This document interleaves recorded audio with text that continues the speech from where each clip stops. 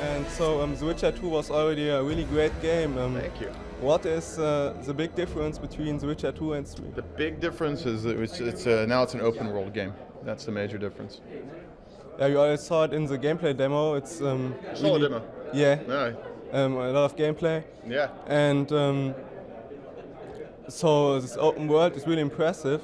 Thanks. It's 35 times bigger than The Witcher 2. Yeah. Estimated size. Yeah. 30 times. Yeah, something like that. How big is your team in comparison to The Witcher 2 to build such a... It's bigger. In the whole studio, there's about 150 guys now. But just dedicated to Witcher 2, it's like 120. And on Witcher 3 is like 120. Witcher 2 was more between like 80 and 100 at full capacity. But you know, when you're in development, the team sizes kind of change.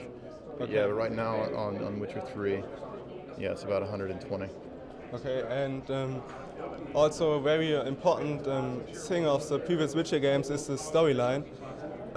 How will you combine the storyline and the open world?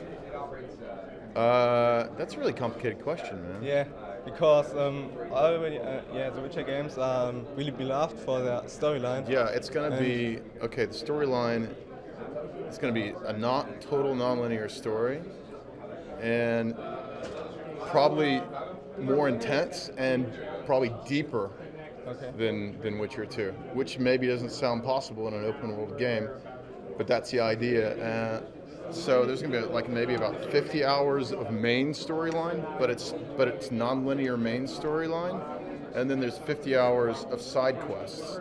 And side quests individually are also non-linear, so you can cross between quests. You know, you can say, okay, I'm going to stop doing this and go to a different quest. But depending on the line you're on, it's not. I mean, you're not on a rail, but kind of depending on the choices. So the non-linearity kind of branches through the game, and you make these like pinnacle decisions, and that means you branch out into a different direction. And this happens a lot. So by the end of the game, there's about 36 different states that you can be in. So you can imagine how it branches when you have 36 possible. We're not going to have like 36 cutscene endings or something like that, but it's like world states. So it's like based on the sort of accumulation of decisions you made, that's going to be the state of the world the game ends up in. So I don't know if I explained it well or not, but okay. So you can basically play the game maybe not just one time, but 2 or 3 times, and you already explore something different, something new, some new quests. Yeah, you probably, I don't know, I guess you have to play it 36 different times to see all the content, something like that. Yeah. Okay. So also another thing, big thing for role-playing games is modding, community modding. You just released the REDkit, which is a modding tool for The Witcher 2. Yeah, the German dude did our best mod, you know, Lycon mod. I saw it, Yeah, that guy's awesome. So will modding also be supported for The Witcher 3? Yeah, we want to do another an update to the REDkit for the. I don't know if I'm supposed to say this or not, but yeah, we want to do it. Nothing's been announced, but like this REDkit is kind of like our task. It's like, okay, let's do something really cool for Witcher 2. It's late, so which sucks about it. It came out kind of late. Let's do it and figure out how to do it. Create this like website and a support system somehow.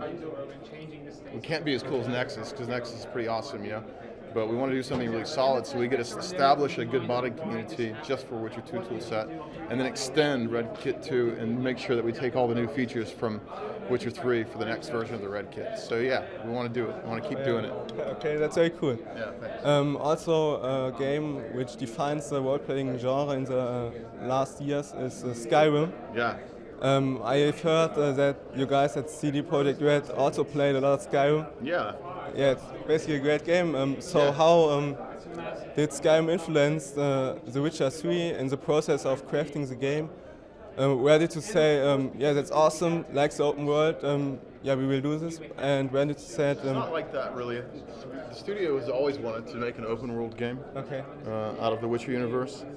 I think we just kind of had to wait for the technology, because I think we pushed the graphics a bit farther than Bethesda's done, and although their graphics are awesome too, but you see like sometimes in Skyrim and stuff like that, you see it's a bit repetitive sometimes with the graphics, I guess, and maybe that's unavoidable even for us. But I guess the kind of fidelity we're going for, we kind of had to wait just for a more powerful kind of generation of technology. So. And what are, for example, big differences, or where you said, yeah, Skyrim did like this, but we, with The Witcher 3, we will go in a different direction? I don't think that kind of conscious decision was made. We wanted to take what we did really well in Witcher 2 and just make it work in an open world system. So we're not really copying Skyrim at all. Yeah, it's it's hard to think. Like when I played Skyrim, I wasn't like one of the guys that played it for thousands of hours or anything like that.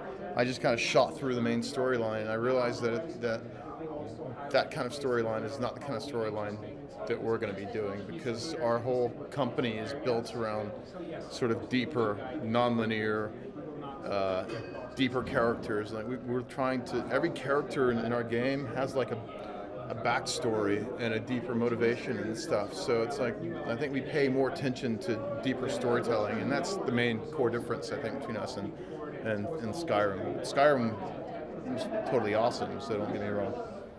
Okay, the name of The Witcher 3 is The Witcher 3 Wild Hunt. Yeah. Can you tell us a little bit more about the Wild Hunt? No, I can't. It's a secret. But if you read the Sapkowski books, you'll know what the Wild Hunt is. Okay. There's too many people that haven't read them, so it's like it would be a spoiler for me to tell you what the Wild Hunt is. We saw a little bit of the gameplay. Yeah, it's not about hunting. The game has a lot of like monster hunting type mechanics in it, but it's not about monster hunting. It's not about hunting at all. The Wild Hunt is like a supernatural entity in the game, and there's a personal connection between the Wild Hunt and Geralt, and that's all I can tell you. Basically, you'll discover it in the game.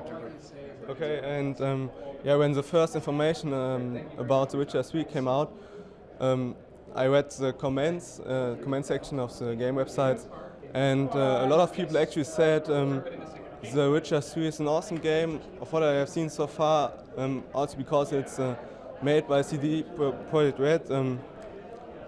It's basically on my wish list and I will buy it. But they also said it's like with Dragon Age, when BioWare, they did Dragon Age, and it remembers me of CD Projekt Red a little bit, but then BioWare was bought by EA. Oh, you guys are trying to be controversial journalists, man. A lot of people actually said that. So yeah, I know. I saw that too.